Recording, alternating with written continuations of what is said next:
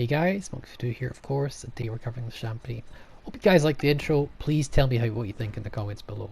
So, mods, aiming systems, best option here. You could run a guns mod or main battery, but aiming systems is definitely by far the better options here. The turrets turn very quickly and A is already good on its own. All three are viable here. I prefer propulsion though, because getting in and out situations quickly can mean life or death. Third option, target, you can't really do anything much about that. And then final slot, definitely main battery mods. You really want to take this reload down. You've only got 6 guns, you might as well fire them as much as possible. So yeah, fire chance, by the way, HE fire chance is 49%, which is pretty darn extreme, better than Conqueror, but you've only got 6 guns, so it's decent at setting fires. It's not the best in the game, no. AP shells are the same alpha as a Maggie. I have a special skill here, frontal fire, that negates, takes it down by 5%. But as you can see, this is the same as pre-nerf a Maggie AP. Just take off drill bits again, different build here. Let's go here. There we go. 1, 2, 1. So same. Yeah. The alpha's not bad. It's pretty good for 16-inch guns. Again, you've only got 6 of them though.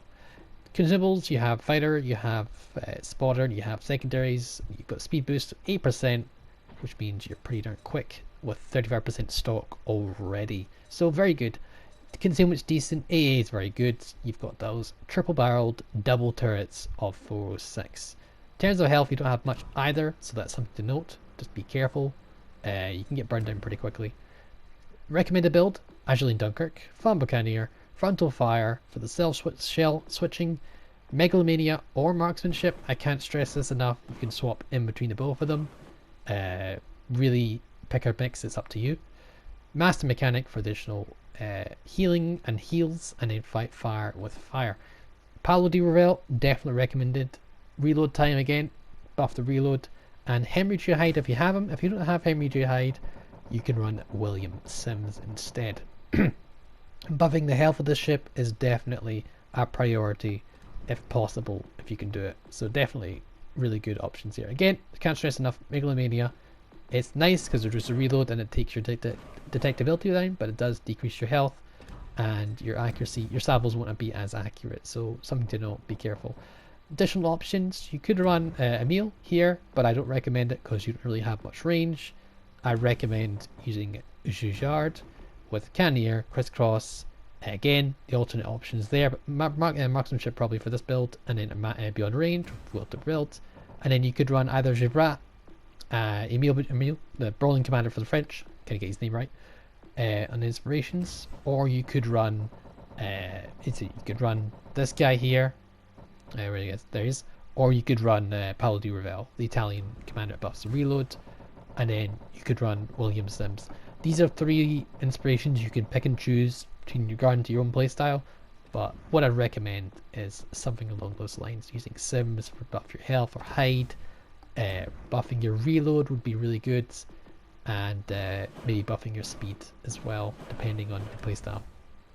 I think it's fast enough though, but you could get it much quicker if you wanted to. So yeah, with my build, 22-second reload, pretty darn crazy for 16-inch guns. You've only got 6 though.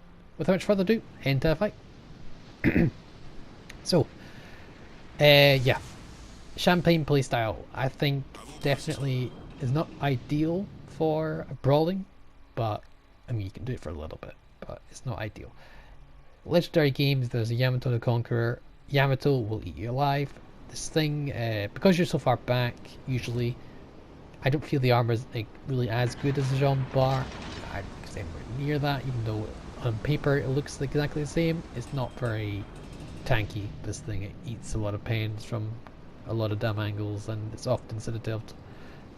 It's weird, it's not very good. So we're going to push in a little bit. This thing's got exceptional turning, so I don't mind giving broadside for a little bit. Shimikaze is giving us an early smoke. We have that shell switching mode here, so we could swap shells in half a second if we wanted to. We're gonna maybe test out our EP to see. He is gonna turn. What is he gonna do? We're gonna fire AP. I kind of wanted to see how the AP acts because it does have the best penetration in the game, so it should do something decent to Yamato. It does get a pen, but yeah, we did more to him than he did to us. That's good. we angle away, and we vary our speed. You definitely want to play this like a kiting cruiser because you only have 6 guns, which means you have to get broadside, and the only way to effectively avoid getting hurt too badly is by doing it from range. Yeah, 3 pens, we swapped to HE as you could see. HE's pretty good. HE's pretty good. You'll be using a lot of HE in this boat. Killing DDs, you've only got 6 guns.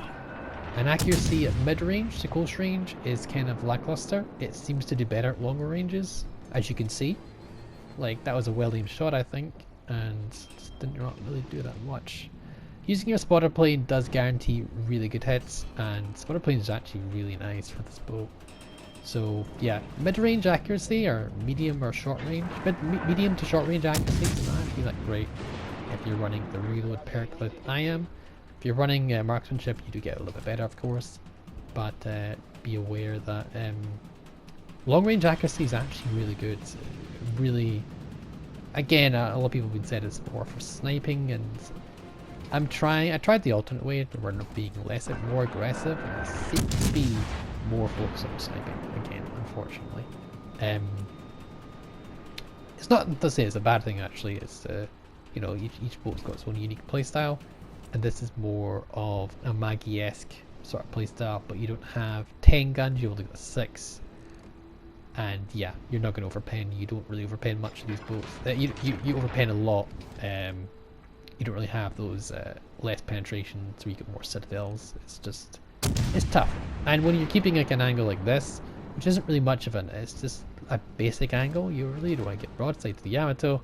You can only really fire 1 gun. The turret, wow, see, look at that. That was maybe it was my bad aiming there, but I think that's just the champagne accuracy at close range is pretty darn atrocious. So something to note, if you're going to go those long short range shots, it's actually worth maybe using your spotter plane. Longer range you have much better luck, which is kind of funny. And you don't want to be in a situation like this when you're only firing 1 gun turret at a time. You really want to wait for both salvos to be reloaded. But this is the other game, just trying to see what I can do, not hang around too far back and trying my best to support my team. Just because this thing should be played at long range doesn't mean you should be at the back of the map. I'm still relatively close to that friendly Baltimore, and I can do what I can to support him. I've got HE loaded because I can always swap. I think I forgot, or I don't have the frontal fire skill. I think I swapped it out for this game. I'm not sure, because I really should have switched to AP there, and I could have got a really good salvo in that Yamato. But I don't actually know I've got the skill on. I genuinely did forget, because I was swapping between so many builds and I completely forgot. I switched AP now, as you see, but if I had that frontal fire skill now, or at least knew I had it because I was swapping back and forth, that could be a completely different situation. That's why I like the frontal fire skill. Switching to HE, switching to AP, you can see what I did there. That's with the spotter plane up just to make sure. And are you gonna dodge those? Look like I'm gonna dodge that. There we go. 2 shots, 2 citadels. Absolutely ripped that Yamato new one, and he's already out. You know, we should have done that before. Frontal fire skill, if I had it. I think I do have it this game. No, I know it. I think I tested it there, see? I didn't wait for the first gun to reload though, so I'm gonna try again at one point. We'll see. I'm not sure I have this game, this was a while ago. But yeah, frontal fire is kind of useful. Actually rewatched some of the footage. I think I am running it because the alpha of the Citadel wasn't 1,200, it was 11,000 something. So yeah, I was running frontal fire. I just didn't realize I had it on, because I was running a lot of games to try and find out what this boat is all about, because there was a lot of debate in this boat, so I better do the thing properly and get a good estimation of how the boat performs. So yeah, I actually was running it, and I should have switched to AP there, so the big major misplay. Again, frontal fire, if you have it, is ideal. Otherwise, you see what situations could happen, because you don't know all the time when you get a broadside. And HE is really a very good ammo choice, because you do have that very good fire chance, and it's generally a very good choice, because a lot of things are angled to you at longer ranges. Anyway, we're going to use our speed boost. We're pushing in to this enemy destroyer. We're putting some pressure in. Again, we're kind of aggressive, but we've been hanging back for most of this game. We're not doing too well on the enemy roster. They've got one extra ship ahead of us, and wow, that should be because he bolted. Did we kill the other one? We might have killed the other one. And we take a shot off. We'll see what we get. See, range. He was really far away. We hit him 4 times. The champagne accuracy seems to be very it seems to do better at range, so yeah, definitely something to note. I'm not saying hang back. I think you want to still be relatively useful. See, I figure out, there we go, I actually have the skill now. See, reload this right away. I've realized I have the skill because I was running so many games. I can't stress this enough. I was running quite a few games of different builds, and I wasn't sure I liked losing 600 alpha per shell on that frontal fire skill, because 5% is pretty significant when it comes to battleship caliber guns, because, you know, the higher the number, the more effect the percentage increase it has. So yeah, it was concerning. But yeah, now we realize we do have it, we use it right this game, but yeah, I didn't realize I had it. So Shimikaze does go down. We're okay, so far so good. We're not doing well in points, and we're down by 2 ships, but it's not over yet. We're not down by too many points, and we've got 2 cap advantage, so we do what we can here. AP on the King George. King George is mostly 25mm, and this again has the best penetration in the game, so we're definitely going to use AP. And naturally, we hit nothing but 1 shell that hits through Orpen's superstructure. If Atlanta range, maybe I think I'm not sure these shells lose much penetration over range, but I'll do what I can to try and pepper this Atlanta. Again, these shells though, incredibly high amounts of penetration, and we get a pen there. That's pretty good. So yeah, I don't think we get too much luck with the AP on this Atlanta. When you have very squishy targets, it's honestly just better to switch to HE, because sometimes your pen is really kind of comes back to bite you. Cleveland over here, relatively angled, which means really good potential for us here. 2 pens, as you can see. Angled targets, angled cruisers are ideal for you. You definitely want to shoot things that are angled when it comes to cruisers. Battleships, again, you still want the broadsides, but angled targets is lesser bow tanking. AP is not a bad choice, it really is. As you can see, Atlanta's getting a bit close. We're kind of putting ourselves into a little bit of crossfire here. But this is okay because the King George can't actually do anything about it. Atlanta is not going to citadel us. He's at worst going to set us on fire. So we're going to turn and we're going to focus all our attention towards this King George. We have our spotter plane up, and because we've got 22 seconds, we can get the shots out. And hopefully this will be a good result. 3 pens, not a citadel, amazingly enough, but at least we disable a gun turret as well. So we're doing some work in here. And this is where we're getting the hell out of dodge, because we don't want to get burned to death. Our health can drop pretty darn drastically, so we're going to be careful. Burns damage control a little bit early maybe, but I think that was just the right time, because King George fired and we still had that damage control ticking. Again, punch through the stern of the King George, because we have 6-inch guns. King George is only tier 6, and 25mm stern and bow do mean we can penetrate them pretty comfortably with 6-inch guns. So yeah, we're gonna butcher this King George. Can we kill him with this shot? I think we can. No, we can't. He got very lucky with the damage saturation. He does go down though, so that's all that really matters. And if you look at the damage number, actually, we're doing not bad so far, 83,000. Again, we've been playing very passive this game. This is what you really want to do. You only want to push in when it's absolutely safe for you to do so. And we switched to HE here because I don't have faith in the AP. I feel it's just going to overpen the Atlanta. And we switched to HE, and look at the damage we do. We set him on fire, we break 4 modules, and he's not happy with that. So yeah, we definitely need that to work in. So we're gonna keep the HE on, maybe, and we're gonna go finish off the Atlanta for our Cavaros buddy. We see that he's gonna do that though. And we shoot HE at the Cleveland again. Again, AP might have been a better choice, but HE did the work, did the job too, and sometimes HE is more reliable in this boat. This time, we are going to keep the HE on because we just want to guarantee, because we don't want to get overpens, we just want to actually sink the ship. This range, I'm very likely to overpen them. HE is for guaranteed kill here, and yeah, definitely switching shell types is important. I say this and we do everything but the D tier. I think he's still burning though. Is he still burning? Yeah, he's still burning. Burn damage control, nothing else is actually going to pester us right now. We're head on points and all these caps are being flipped. So this is really good. So yeah, at this point, don't actually need to do anything. We could just run away to win. But, you know, sometimes you just want to do things for the sake of it. And we see a broadside conqueror, at least turning broadside. We're going to pester him a little bit. At this range again, we can always disengage when we want, we can always go dark. When you fire with Megalomania, you have a detection buff. It reduces your detection after you fire your main gun, so it's not actually necessarily your full gun range, which is nice. So that's always nice. See, it's 18.9, whereas our true range, I don't know actually. Megalomania should reduce that, shouldn't it? Pretty sure it does. Or does the time it takes you, maybe? I'm not sure now. I've completely forgot the Megalomania skill does. Someone post in the comments below.